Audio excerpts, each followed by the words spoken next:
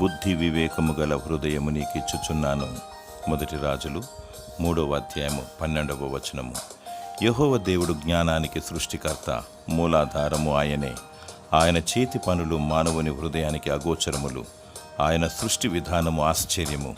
అడిగిన ప్రతివారికి బుద్ధి, వివేచన, జ్ఞానము మరియు తెలివితేటలు దయచేయను.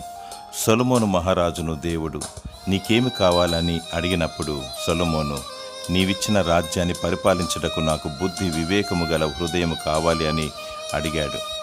ఆయన కోరికను దేవుడు మెచ్చుకొని దానితో పాటు సర్వ సంపదను ఇచ్చాడు. ఆయన నీతిని, రాజ్యాన్ని మొదట వెదుకుడి, అప్పుడు అవన్నీ అనుగ్రహింపబడును. దేవుడు నీ హృదయ వాంఛను తీర్చి బుద్ధి వివేకము గల హృదయాన్ని నీకిచ్చునుగాక. ఆమేన్.